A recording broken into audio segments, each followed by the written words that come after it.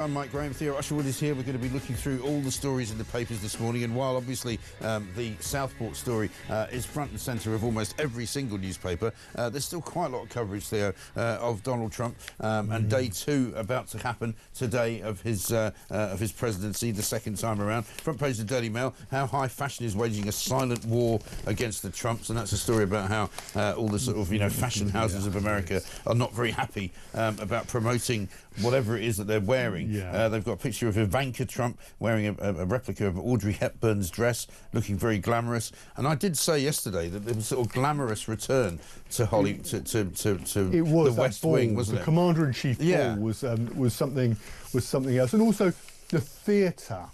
What I've been struck by the last couple of days, watching the inauguration, watching him, obviously praise Baron Trump, and Baron Trump standing up and holding his hand to his ear to lap it up. Right. It's the theatre of American politics. Yes. They can do it better than anyone else. They really can. Did you also see, and I don't know whether you did, but a fascinating little sort of, vignette, I suppose, where right at the end of the inauguration ceremony, Baron Trump goes over to speak to Joe Biden, and depending on the angle you see, he leans into him and says something, and in one view of it is Biden looking quite happy that he's shaking his hand, but as soon as the words are spoken, Biden's face really falls and it becomes like a sort of scowl. So everybody, of course, speculating, what did Baron Trump say to him?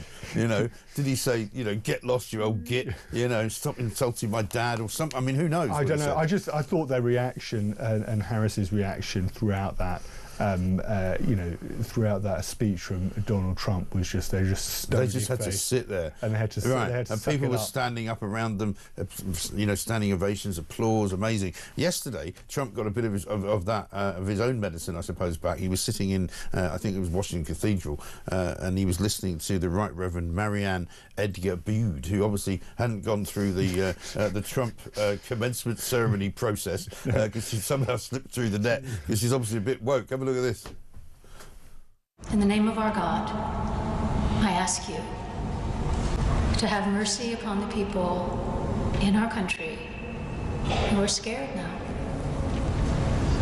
There are gay, lesbian, and transgender children in Democratic, Republican, and independent families. Some who fear for their lives. They're all sitting there going, who let this maniac in? How did it get through vetting? Why did this speech not get vetted? And what the hell is she talking about? Donald Trump's Trump's just going, sorry? Stony face. Yeah. They're all kind of going, what the hell? J.D. Vance sort of whispers to Usher, his wife, how? Yeah, right. How you did can this see one get they're through? all going, what?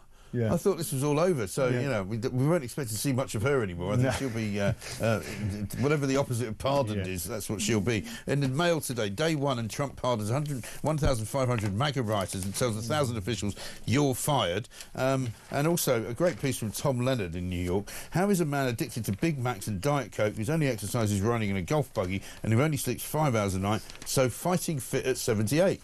The next thing, it will be the Trump lifestyle diet, won't it? Yes. If you want to live to 78 and be, as virile as this man and as capable as this man mentally, eat loads of Big Macs, drink loads of Coke.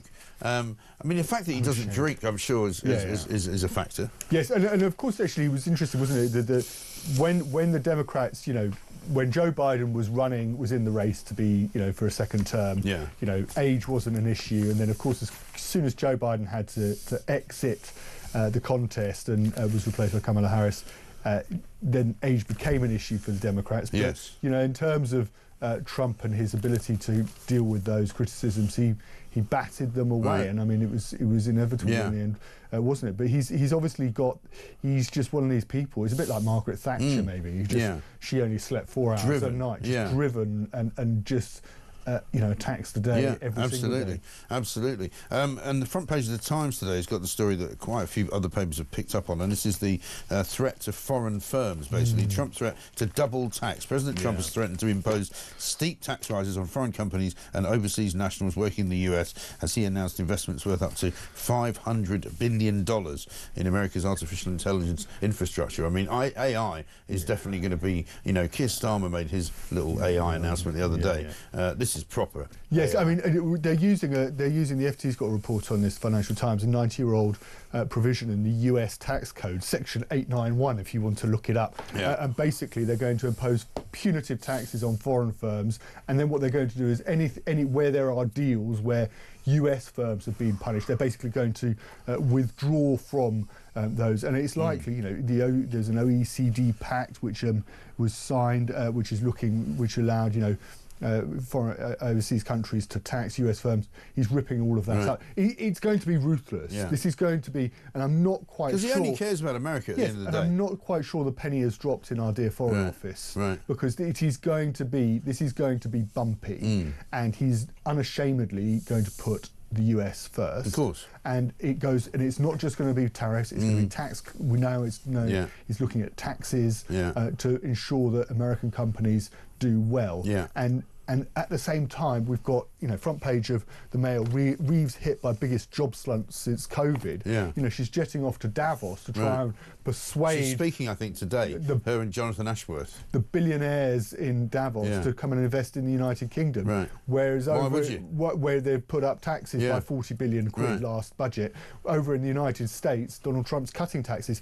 We're going to see whose strategy wins, but I have a suspicion which is going to be the more attractive jurisdiction. Funnily enough, we had a call, a voice note, I think it was, last week from somebody who works in AI in the West Country somewhere, and she told us that, you know, they're running this company, but they can't get anybody foreign to come and work here because, one, they don't like the tax structure, two, they think the schools aren't very good, and they're too expensive if you want to put the kids in private school. So people are not coming to this country to work from foreign fields because it's just not a very pleasant environment. And they're going to close. And they're going to close the non-dom loophole. Which is, and I wonder whether actually, you know, I say it out loud, but whether Reeves actually backs down on this. What they want to do is they basically want to introduce a loophole which affects inheritance. So if you're an overseas investor, you come to base yourself in this country, then you're obviously going to be you're going to be taxed on your earnings overseas as well. And then they're going to close the loophole for inheritance. So why would you bother coming? Why would you ever think to come to this country and invest? But this is the thing. I mean, Darren Jones was out there at the weekend, you know, once again speaking for the Treasury, and he didn't seem to understand the concept that if you continue to tax people who are very wealthy to the point where they don't wish to come to the country, your tax benefit goes down as a government. You know, your revenue disappears because they're not going to come here, so they're not going to pay any tax. They're already paying quite a lot of tax here. Now they're not going to pay any tax, and they're going to move away. These people, how is that worth doing? And it affects, you know, the thing that the thing that they're after, which is economic growth. These people, they're really clever. They look at spreadsheets, they look at the numbers, and they compare what the tax implications are of various jurisdictions around the world. Italy, under Giorgia Meloni, has introduced a new system, by the way, that actually makes Italy more attractive. Well, you'll never pay more than £100,000 in tax in 1 year, right? Something like that. Something like that. And as a result, Italy, which you think is, you know, an economy in the south of Europe that has traditionally not been a powerhouse in EU terms or in Europe terms, you know, it is seeing the net benefit of that.